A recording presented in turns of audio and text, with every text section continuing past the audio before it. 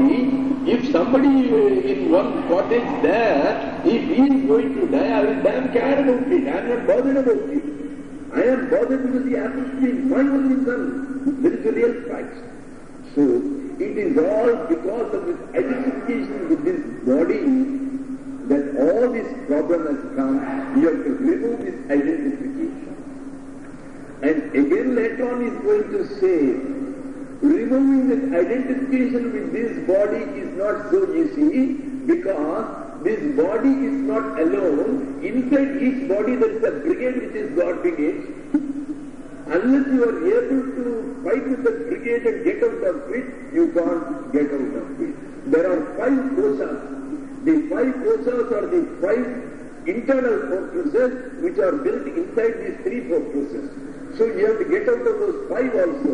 They are called the Panchakosha. That will come next. So now, you have described here about this, and we will just read out the next one and tomorrow. Because this contains certain, what we may call certain special Vedantic aspects like Panchikarana, I think it has taken us a little more time. The next one is Pancha Prana Mano Buddhi Deshendriya Samanvitam Apanchikrita Bhutokam Sukshmangam Bhoga Sadhanam. Remember, so far what you got as this entire world, it was made up of that movable portion only with all those things. And the Bhutas, when they have not been made gross, then they remain subtle. So if you want to make an interior subtle body, you don't require gross matter. So you don't want this Panchikrita Bhutas. You don't want those elements which have been made gross by the fivefold combination. So he has taken the elements when they were rudimentary itself and he has built the inner sharira. Because after all the processes, first you will build the inner shariras, the inner bodies, and only the outer body has to come. But then for our explanation, it is easier for us to understand the gross body, so he is going from out to inside. But the manufacture was from inside to the outside. They have built the inside first and then the outside is built. So in this shloka, he is going to explain how the subtle body has come up, what is the function of the subtle body, so that we can find out what are its weaknesses and where we can attack in order to finally to get into that fortress and see our great self. Oh. 3 fortresses which are known as the limiting adjuncts, which are the 3 fortresses which do not allow us easy access to that so-called Atman or the soul, which though present everywhere is not capable of being seen by us. The Rishis, there are 3 types of fortresses initially, and as I said, if when you go further, these 3 fortresses contain within themselves 5 fortresses known as the Panchakosha. The first fortress I said was the gross body. The gross body which is made up of the 5 rudimentary elements like the earth, water, air, fire, space, etc. And it is considered as the seat of experiences of pains and pleasures.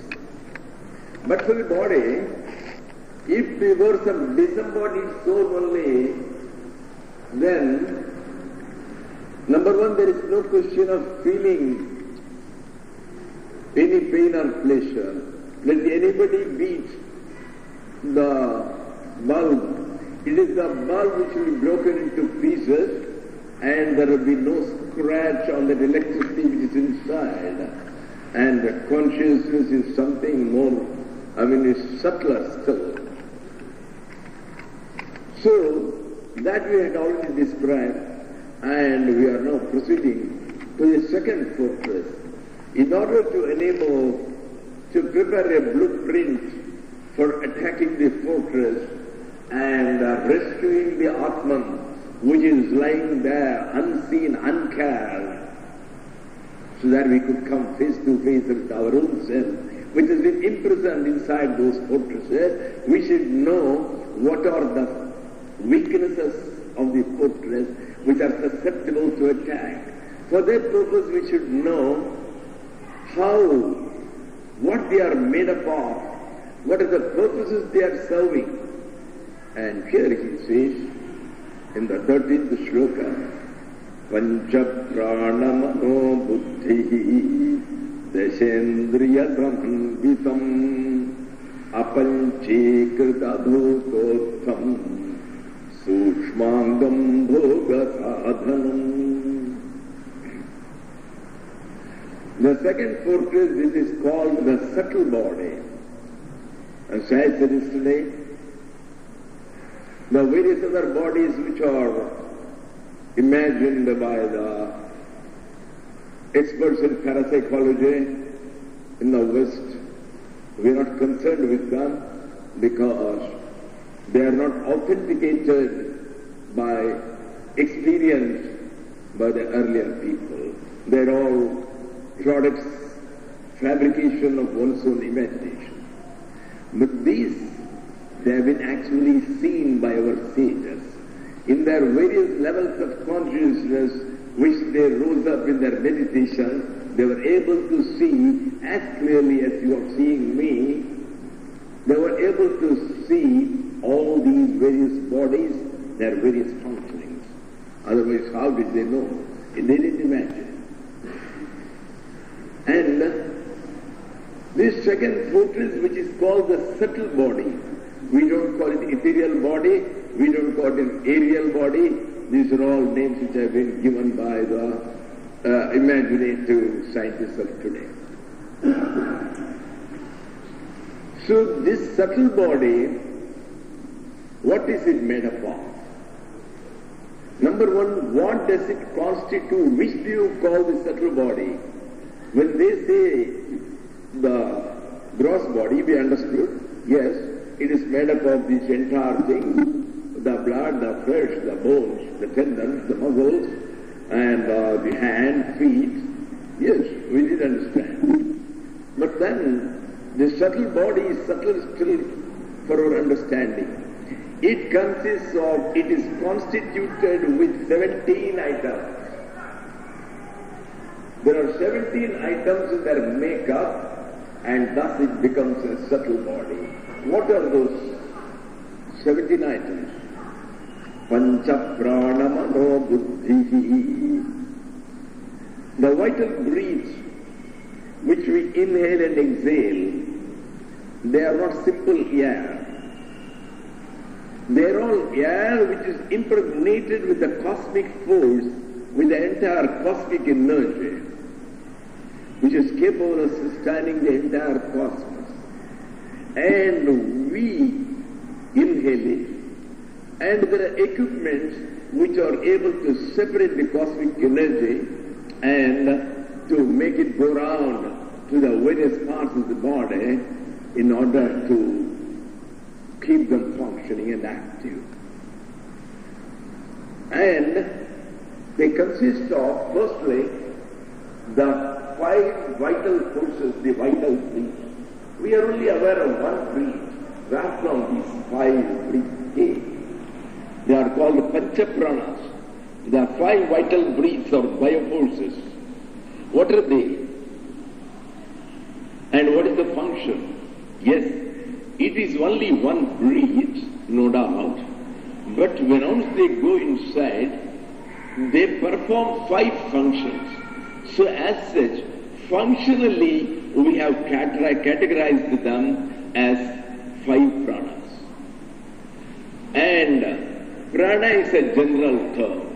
It consists of prana, vyana, udana, samana, So, prana, apana, vyana, udana, samana.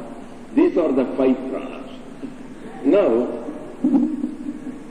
this prana, what is its function? All the abilities of perception, perceiving things, that basic force which is behind our perception, it is there in this prana. The second one is called apana. Apana is the breath which goes down. It goes down and thus it helps in evacuation of our bowels, in taking down this digested food down so that it could be evacuated. So the function of evacuation is left to that apana. That is the second activity which is breathe does. Then the third activity, which is called the samana, it helps in rotating the food inside the various places, in the various intestine, the small intestine, the big intestine, and thus get it digested.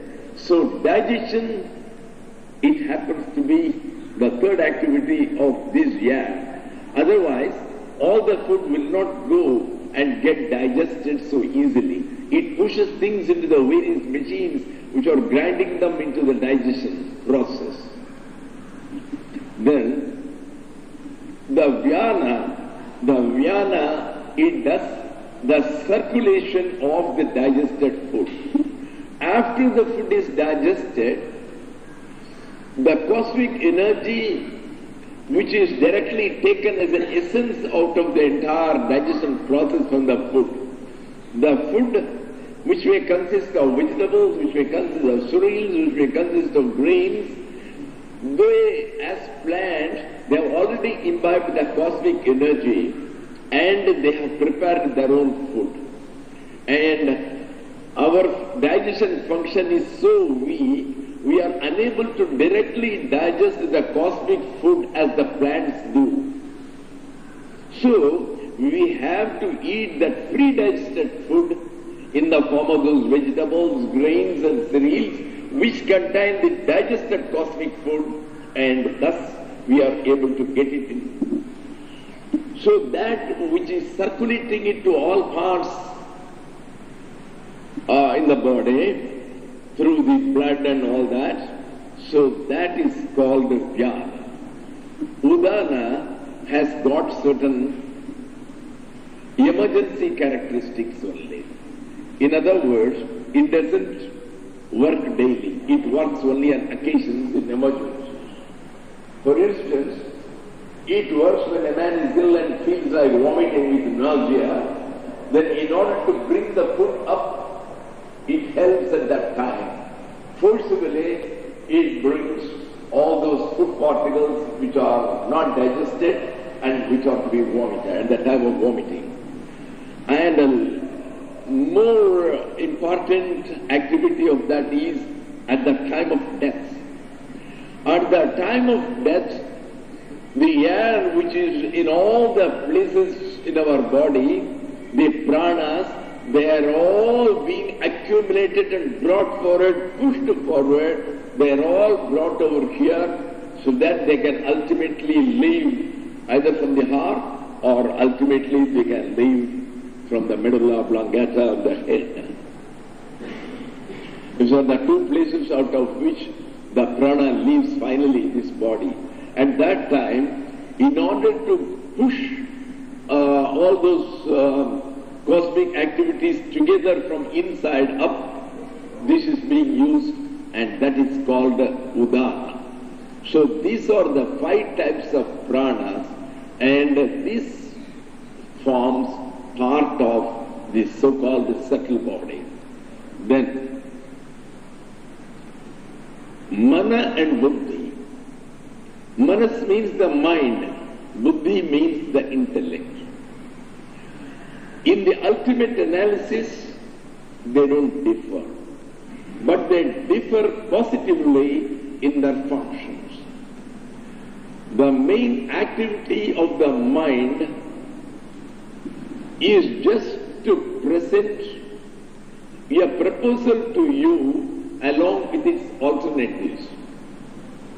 You have some vacation, you want to spend it somewhere.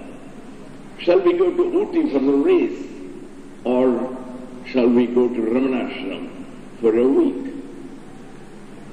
So it is the mind which gives the pros and cons, that what are the advantages and disadvantages of going either to the race or to Ramanashram, and thus puts up these alternatives to you. It cannot take any decision.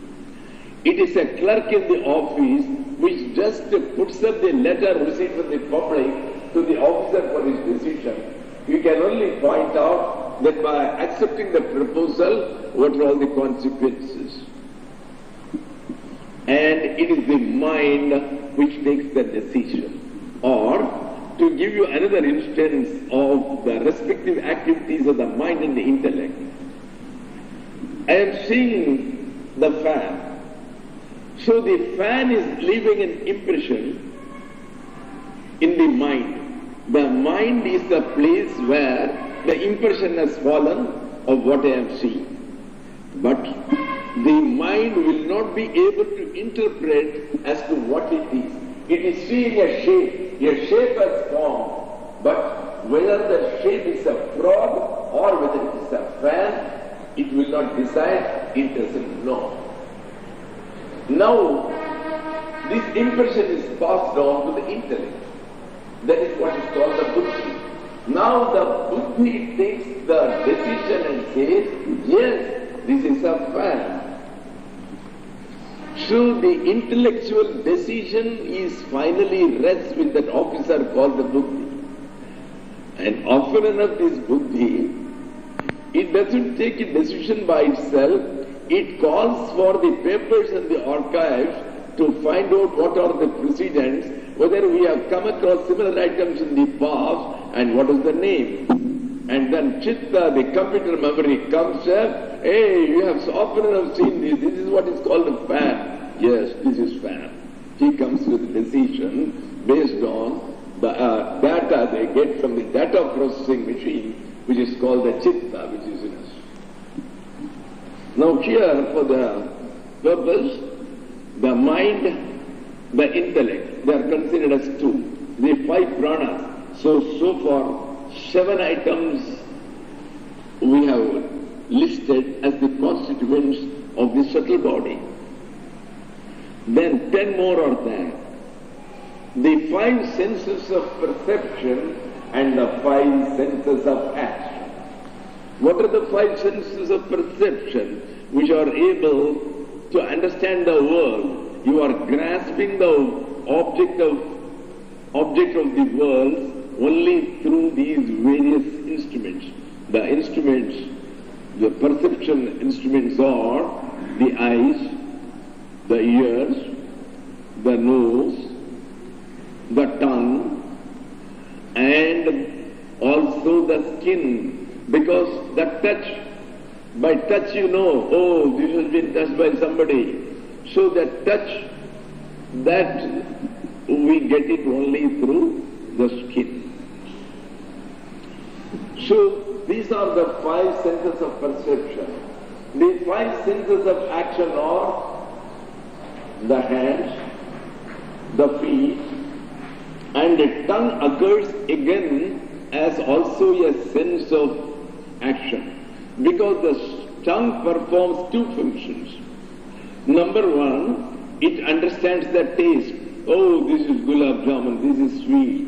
Oh, this is pizza. It has got a different taste of its own.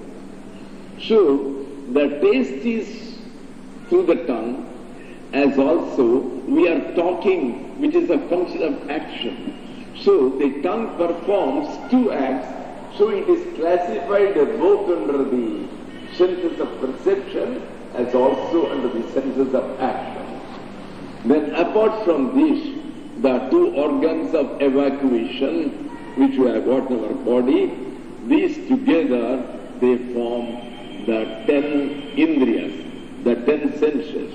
So all these 17 together forms the subtle body.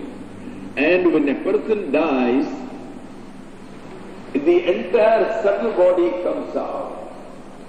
And it is that subtle body which is waiting to be embodied to get a body, and then after going through whatever we may call as hell or heaven, according to the merits done by it or according to the sins done by it, whatever it may be, and finally it is again pushed back into the earthly womb, and then it gets embodied. So all these 17 items they go through. See here, what is meant by these 10 indriyas, the 10 senses? It doesn't mean this eye go as it is to the other body. No. The force which is behind the eyes, which makes it see.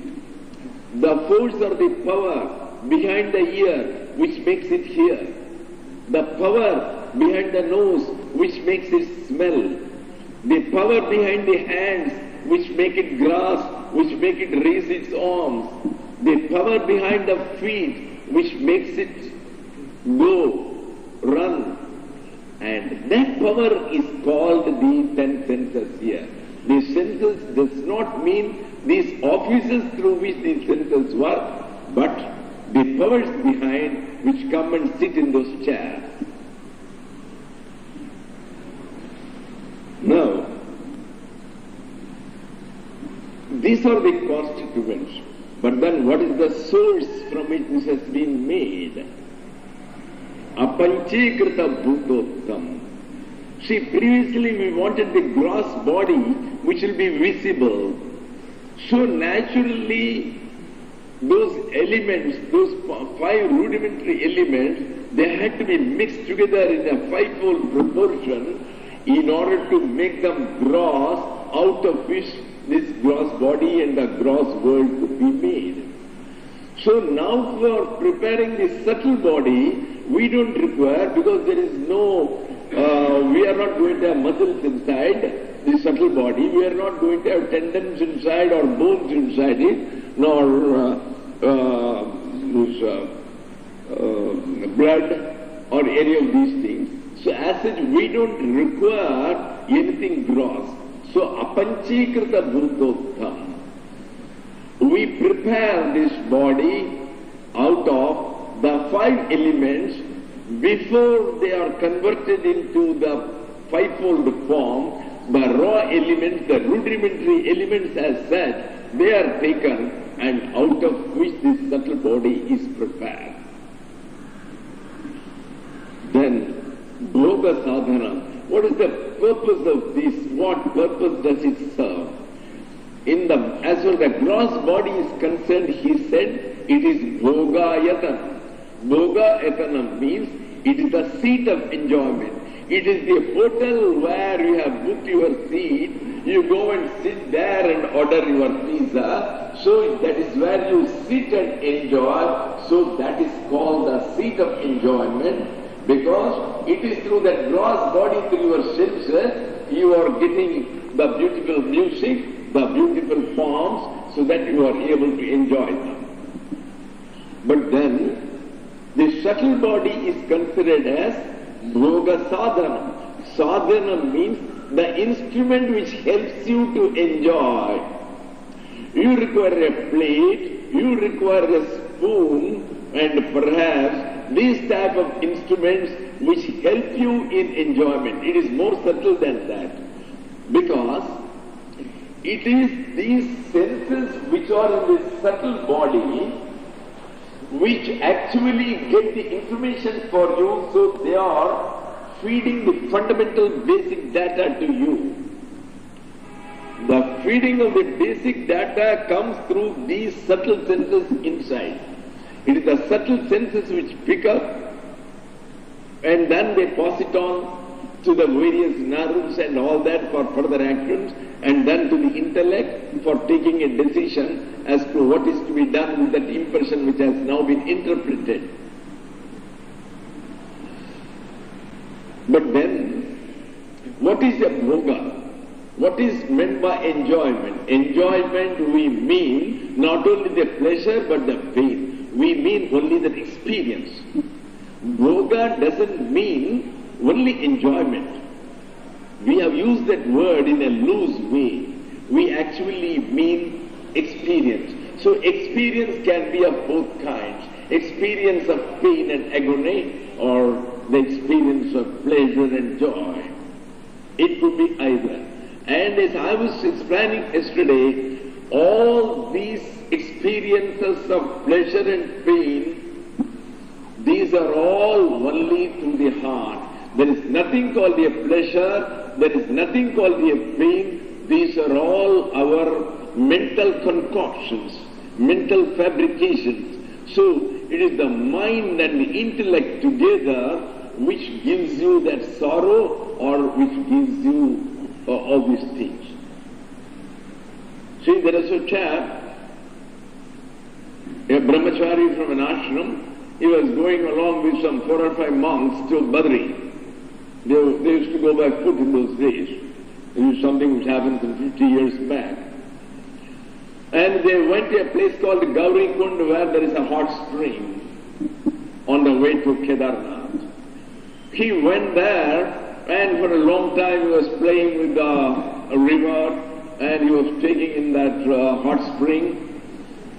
He came out, they all took their meals, they came out, when they walked for about 2 kilometers off, suddenly he remembered he has lost his ring. It is a diamond ring, very costly, which had perhaps fallen into that spring. Now the fellow was highly sorrowful, as if his entire life is gone. It was so costly, my Lord, I have lost it. I am not bothered about the value of it, but it was given to me by my grandmother. You know, these are the ways of telling. Actually, he is bothered about its value too. But that is one of the methods of telling. So, as if it has got only sentimental value. It has got both values, no doubt. So the fellow is extremely depressed. He couldn't go a foot ahead. Then he finally told the other colleagues, "Sir, you please be walking. I'll come and catch you. Let me go and find out whether it is anywhere lying near the spring outside, so that I don't want to lose it." He went back. He couldn't get. He was extremely full of sorrow. He was dejected. He wouldn't talk to people. He came back and joined the group, and they were going. Suddenly one day, he espied one stone which was very brilliant and flat. It was fairly big. He took it. It looked like diamond. He was not sure. He went to another Swamiji, an older Swamiji, and asked him, "Swamiji, what do you think it is like?" "Oh, there is no question to ask. It's a diamond, man. Where did you get it?" "Oh, diamond. Oh, it's okay. He didn't want to go to others." He kept it nicely. Now he became very happy. He lost one small diamond ring. Now he has got a big diamond stone. So this stone has given him happiness. That ring has given him sorrow. Now he was very happy, finished all the Kedarnath Yatra. After 25 days when he went down to Rishikesh, he rushed to a goldsmith and asked him, "Sir, how much would you give for this line?" Just "What? How much?" "Hey, this is glass, man, glass. It is not worth a pie." "Glass? Not diamond, are you sure?" He said, "It's plain. Look here. It is not at all. I have gone to thousands of diamonds. I am one of the experts in diamonds. It is an ordinary stone." You get into the same dejection. The same stone which gave him happiness for 25 days, now it is again giving him dejection. So who was responsible for the sorrow? The stone. So only you are responsible for your sorrows. It is you who are responsible for your joys. So the entire thing is your intellect and your mind. So this mana and buddhi of the subtle body, that is really responsible for the joys and sorrows and the pleasures which you are getting out of things. As such it is called the bhoga sadhanam. Sushmangam bhoga sadhanam. So the Sushma Sharira is meant as an instrument for all enjoyments of the pleasures and pains adverting to us from all objects of the world. Now we come to the next 14. Anadya vidya nirvacha karanopabhirupsyate upadhitritayadanyam atmanam avadharayet. The last one is perhaps subtler than the previous two fortresses. The previous two fortresses somehow, they looked somewhat concrete.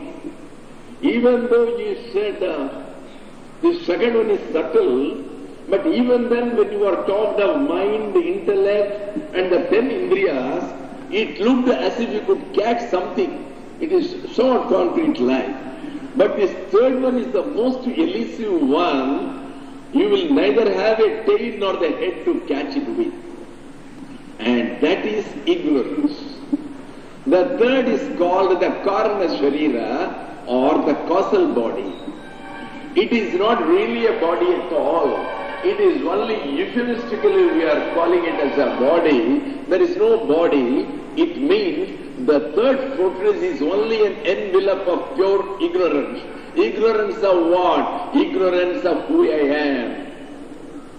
We have come into this world and we have all forgotten that beautiful conscious electricity that only one, which is got this infinite powers of which you are a part, but after having come to this bulb, you call yourself the bulb number Shantananda, the bulb number Mr. Natarajan, the bulb number Mr. Krishnan, and one said I am a 200 watt, I am only an SSC, another one said I am a 1000 watt, I am a PhD, and one said I am a clerk, the other one said I am a doctor, the third one said I am an engineer. Now, we have all forgotten our common source, and we have all forgotten that we are all that one akhanda, that unbroken conscious electricity which is lighting all these bulbs. We have forgotten it. And that has caused all these hardships and miseries, because it has brought forth competition. Because now you think this bulb is different from this bulb. Now you want to compete with the other. He has got 2 cars. I should also try to have 2. He has got Tata Sumo. I should also have. My old Fiat is no longer the fashion like.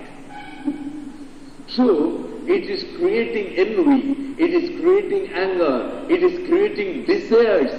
Because the other chap is having several houses, one at the Nariman Point at Bombay, and he goes and spends 3 months in a year. Why can't I? So it creates us all types of hardships and miseries because of the fact that you have forgotten as to who you are, and you have begun to identify yourself with this bulb, saying that I am the doctor, I am the engineer, I am Mr. Johnson, I am Mr. Burke. That is what has happened. So this ignorance, which is basic to us, that is the last formidable fortress, because it is a fortress about which nothing can be said. If we can say what is it made of, then I can find out how to melt out that fortress. If it is iron, well, I will bring some acetylene tubes. But if you do not know at all what is the material out of which it has been made of, as if it is a material which has come from the moon, which resists all analysis, then what can you do about it? And this avidya, where from it has come? What is the source? When did it come? And what is its description like? What is it doing here? Sorry, we know nothing about it. We have registered one person called avidya. It is responsible with all. Its address is known, but we don't know where from it has come. Its address is care of everybody. Everybody, the entire world is enveloped in that illusion where we are ignorant of our real self as to who we are and what's our form. this is obviously not the form. This body will go away. Then what is our permanent form? So, anadya vidya anirvajya. This avidya means, as I told the other day, this is what is called a maya or illusion. Illusion is a wrong translation, but unfortunately many have been carrying it forward without understanding. But it is not an illusion in that sense. It is not an illusion in that sense. It is an illusion in one sense in that some amnesia has taken place. What is amnesia? Amnesia is a medical term which means we have forgotten our name. I am coming from Bangalore to Delhi, and early morning at 7 o'clock I am supposed to reach Delhi. At about 12 o'clock I get up, I find that I do not know who I am. Then, with somewhat of a panic, I dive into a bag to find out whether there are some visiting cards lying, whether there is some books where I have written my name, some letters from which I can know at least who are the people who are in contact with me. Nothing, absolutely nothing. 2 pairs of pants and 3 bush shirts, nothing else. And some toothpaste and all that. It gives no clue. Then I take out my purse. I am barely left with a tenner, a 10 rupee note, not sufficient even for my fare to get out of the airport and to hire a taxi. Now my panic is in its height. My Lord, who I am? Do I belong to Delhi? Do I belong to Bangalore? Who are my people? Where is my account? Where is my money? Whom I am supposed to contact when I reach Delhi? Who are the people? To which address shall I go? So, it is going to occupy, this is what is called amnesia. This is what has happened to us, but in our case we are not getting panicky. Because we are assumed that we are Mr. Johnson, I am Shantananda, so we are assumed and we are, this is where it is called, ignorance is bliss. We are blissful in our ignorance. And most of us are not bothered in finding out as to who we are. So this avidya, all right, where from it has come, nobody knows. Anadi, it is beginningless. Because, as I said, this ignorance is just like your ignorance in your dream. I am Shantananda, I am sleeping, I just come across a dream. So, for 1 hour, the first 1 hour from 10 to 11, I am seeing a dream where I am a king. A beautiful, a nice king, with all loyal subjects and all that, having a nice life. Now I have forgotten that I am Shantananda. I am living as a king. I have identified myself with that role. I am happy with that, with that ignorance. Then what happened? After about an hour, that dream went away. There was another dream.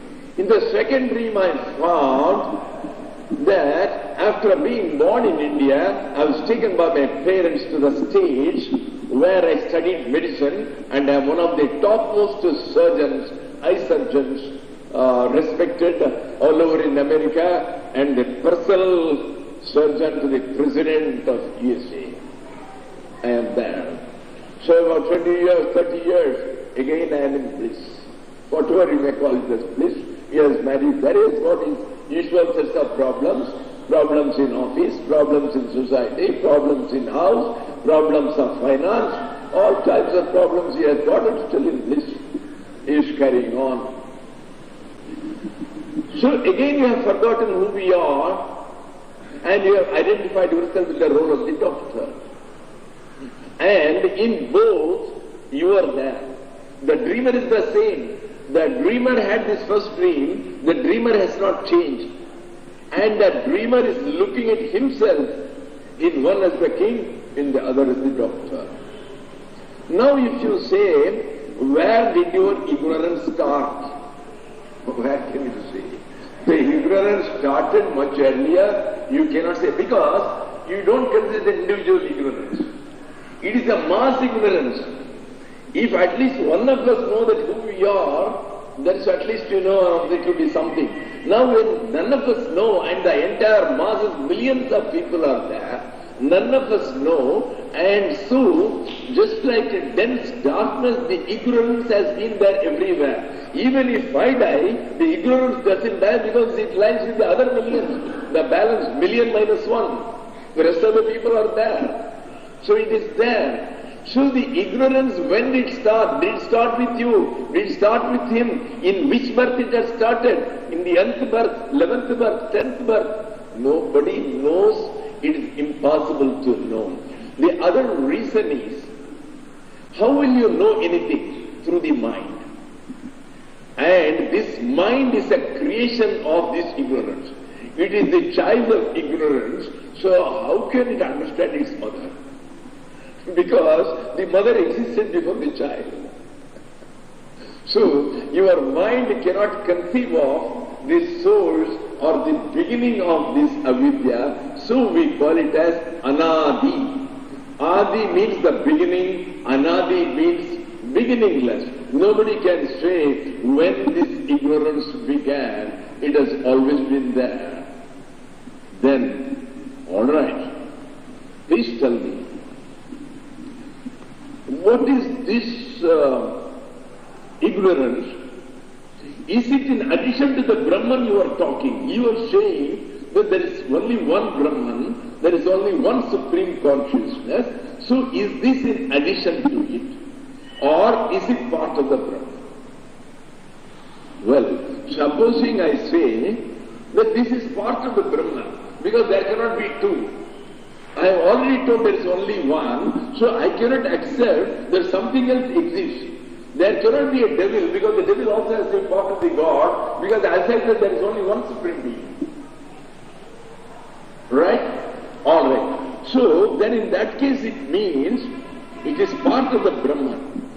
If there is a part, and if it is my part, then the part should also share the characteristics of the other portions. In other words, if ignorance was part of the Brahman should have the characteristics of ignorance, and ignorance should have the characteristics of Brahman. In other words, we said that Brahman is always existence. He never comes to a close. Brahman never dies. Atma never dies. Atman is always there. Then that means avidya also will always be there. You can never clear it. There is no need for this Atma Bodha. We can as well stop it. If avidya cannot be removed, then what are we sitting here for? So avidya must be removed through jnana, which is being told in all the scriptures, in all the Vedas, in all these books. So it cannot also be part of the Brahman. Then what is it? You say it cannot be separate from the Brahman. You say it cannot be part. Sorry, sir, I can't explain. That's all. Anirvacha, it is inexplicable. You cannot explain anything about it. Whether it is part of the Brahman, whether it is separate from the Brahman, whether it is existence, whether it is non-existence.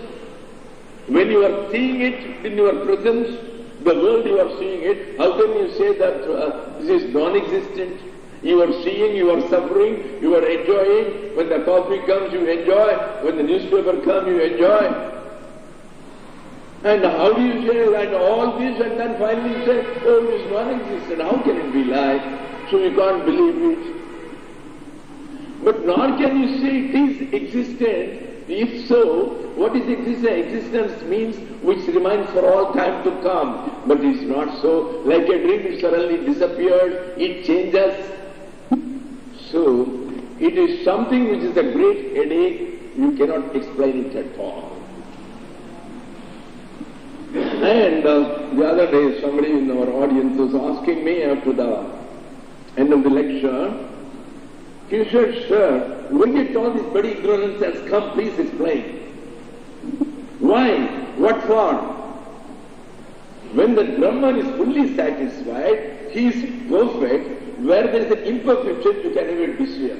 where there is a perfection, when he lacks in nothing, why the hell you should desire that he envelops all in ignorance and see us going into a labyrinth, into a maze of problems, and then you see a sadistic being who takes pleasure in seeing all of us in sufferings or what?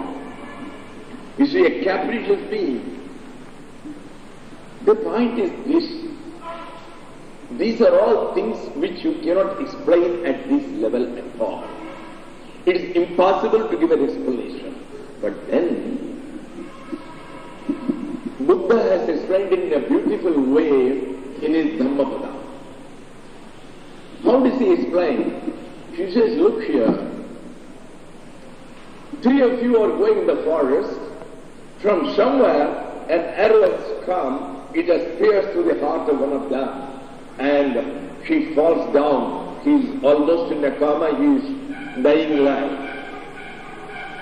At that time, would you like to find out how to take him to the nearest hospital and then give him emergency treatment? Or will you spend your time in finding, is this arrow made of copper or is it made of wood? And it seems it has got some poison in the tip. Is it prussic acid or is it cyanide or is it a herbal poison? And whether this arrow has come from the east or from the west or from the south, was the arrow sent by a man or a woman? Was he middle-aged or old? Will you be going on doing all these researches, going, meeting people, finding out? Or would you rush him to the hospital? Obviously, we are not worried about the rest of all. First to try to save the man. So, now that we have fallen into the clutches of avidya, into the pit of avidya, and there is a dense darkness, try to get out of it first. Let us try a method and get out of it. Once you are out of it, you come along with your friends and do as much research as you want. When you come back, you will find nowhere you could find the address of that ajnan. There was no ignorance. Because ignorance cannot stand before jnana. That's all. Ajnan cannot stand before jnana. Just as darkness cannot stand before the light. Supposing the light comes back in the morning, let me see who is the darkness. I have never come into contact with him. Today I want to meet him. So I will go a little early. So 1 hour early it comes, but he couldn't find the darkness. The darkness will flow immediately. That's what is going to happen. So, anadya vidya anirvacha. Anirvacha means that which cannot be explained. And today it is a fact. The quantum physicists have come to this conclusion that the subatomic particles like the pisan, like the meson, then what you call this electron, neutron, and all these things, when they are broken to pieces, if the proton is broken into 250 pieces, and then when they are analyzed, then they can find nothing about it. Because if you want to describe a particle, you require, apart from the other dimensions, you want the velocity and you want the mass and you want the location where it takes place. Because this is called the day of vector physics. Vector means you should know the direction in which the force is acting. So here, you should know the velocity and the location of the force